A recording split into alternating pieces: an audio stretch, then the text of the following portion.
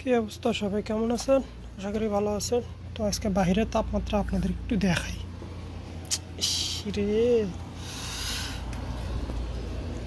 এই দেখেন বাইরের রোদের তাপমাত্রা কত।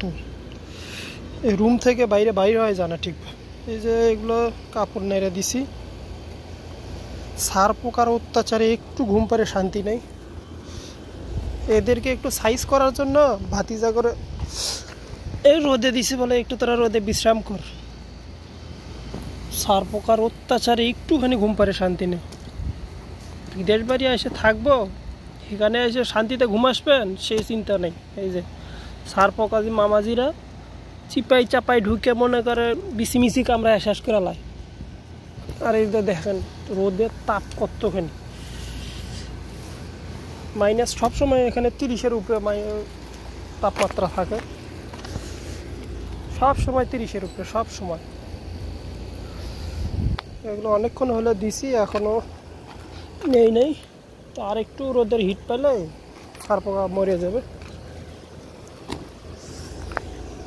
এই যে এটা আরেকজনের বেড এখানে দিয়ে রাখছে। এগুলো কি যে সার পোকা আছে,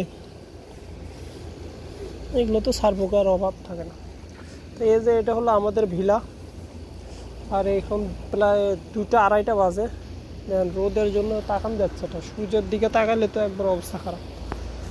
আর ওই যে উপরে আর একটা বাড়ি আছে পাহাড়ের উপরে,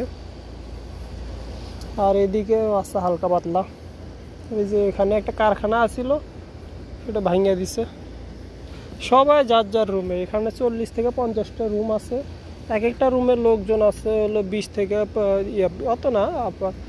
আমাকে রুমে আছে 8-9 জন, আর অন্যান্য রুমে 7-8 জন করে একটা রুমে। মনে করে এভারেজটা এক রুমে 5 জন করে।